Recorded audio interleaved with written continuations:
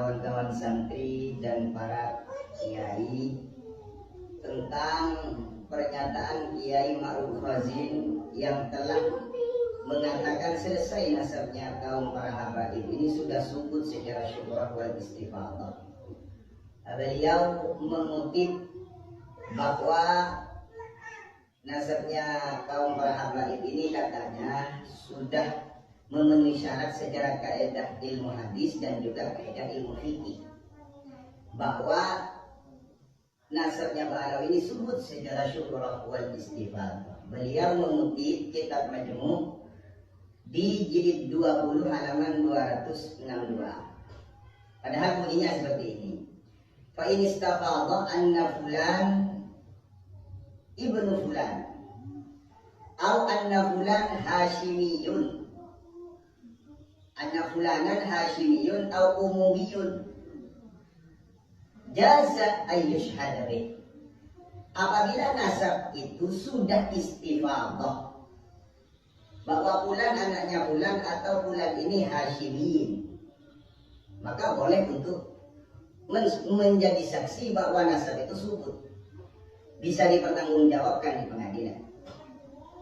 Oke, sekarang pertanyaannya, nasabnya kaum para habaib Ba'alawi ini sudah kepopulerannya, kesyuhrannya ini sudah istifadah apa belum? Ini permasalahannya aja ini. Ternyata nasabnya Ba'alawi ini tidak memenuhi standar istifadah. Tidak istifadah, hanya syuhrah saja. Populer tapi tidak memenuhi syarat istifadah.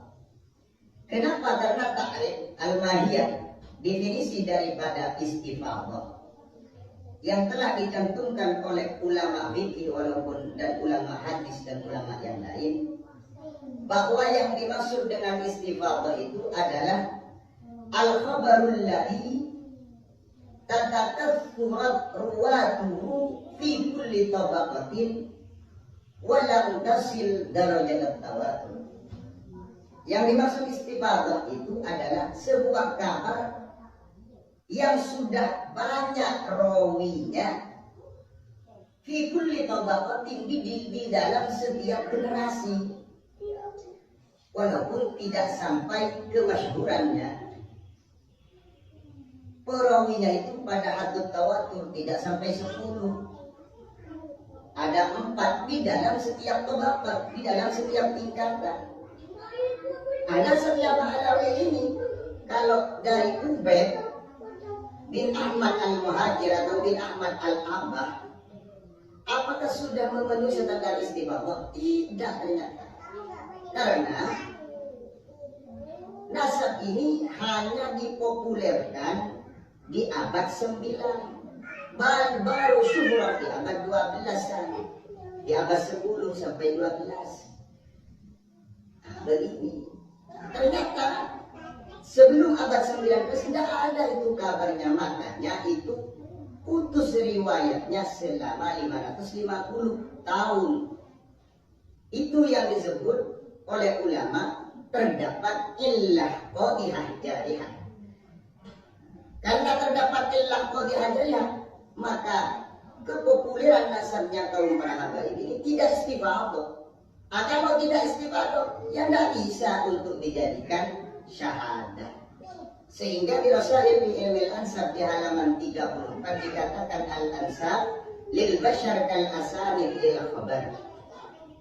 Nasab-nasab itu, nasab-nasab manusia itu bagaikan syarat di dalam khabar. Kalau mengikuti kesyuhruan yang syarat dari istifadah itu, kesyuhruannya, kepopulerannya itu harus ikut ditobakati. Ternyata di abad 456 ini tidak ada mengkotek. Oh, berarti nasabnya Ba'alawi kaum para habaib tidak memenuhi standar istifadah secara kajian ilmu usul dan secara kajian ilmu hadis. Terus kalau kita melacak kepada kajian ilmu fikih, maka kepopuleran itu katanya Imam Ar-Rawayani di dalam kitab Bahrul Madhab di halaman di jilid 20 halaman 134. Nah, di jilid 14 halaman 134 dikatakan ada 4 syarat untuk memenuhi standar kepopuleran itu masuk kepada istifadhah. Yang pertama adalah tulus zaman, sama dengan ulama. Tadi ulama ahli hadis. Tulus zaman itu fikul litobatotin sudah masyhur. Setidaknya diriwayatkan oleh 3 orang atau 4 orang yang berkesinambungan mulai dari abad 4 sampai abad sekarang. Itu namanya tulus zaman. Terus yang kedua ada muddafin. Itu kalau pakai standar ilmu fikih. Ada muddafin, tidak ada penolakan. Ternyata penolakannya banyak. Di antaranya syarif al-rafiq. Di antaranya bayyinat zahirat. Sehingga syuhra wal istifadhah itu di dalam masail ilmi ansab dikatakan intifa'ul mu'aradah fil umum wal khusus awil bayyi awil wasaid al bayyinah. Begitu dia ini. Jadi nasabnya kaum para habaib ini tidak memenuhi standar istifadhah baik secara kajian ilmu hadis atau secara kajian ilmu fikih karena tidak memenuhi syarat. Apalagi ini nasab tidak istifadhah. Yang sudah istifadhah saja apabila menyalahi data dan kenyataan yang valid itu gugur kok. Seperti yang dikatakan oleh Imam Ibnu Hajar al-Asqalani dalam kitabnya Al-Jawabul Jalil. Di jilid 1 halaman 47 dikatakan, "Fa innal nasab yasbutu bil istifadhah illa ayasbuta ma yukhalifu." Sesungguhnya nasab itu bisa tetap dengan istifadhah kecuali istifadhahnya menyalahi sesuatu fakta yang valid dan kenyataan yang bisa dibuktikan. Ini sudah gagal. Nasab yang sudah istifadhah memenuhi unsur syarat istifadhah bisa gagal apabila menyalahi kevalidannya, menyalahi kaidah-kaidah yang telah nyata. Apalagi nasab ini sudah batal secara kajian ilmu nasab. Secara kajian ilmu sejarah juga batal karena di dalam data internal dan eksternal mereka dikatakan bahwa Ubaid dengan ayahnya Ahmad al-Muhajir ini hijrahnya di abad 6 tahun 540 itu dalam kitab mereka dan kitab internal yang lain.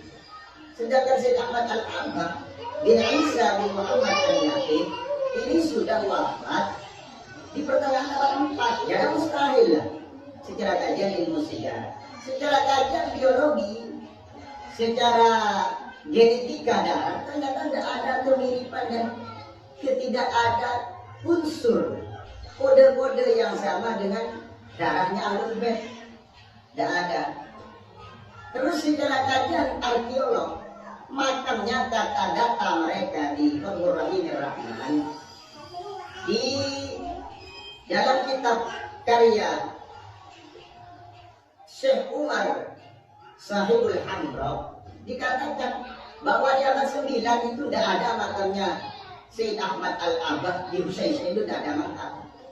Bahkan di Masyarakat Rawi wala yu'raful an illa qabra alawi, tidak ada makam di Husaysy, itu ditemukan, baru dibuat itu.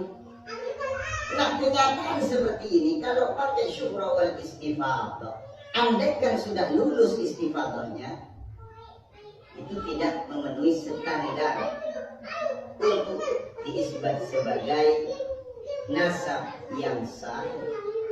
Apalagi nasabnya kaum Ba'alawi para habaib ini tidak memenuhi standar istifadhah.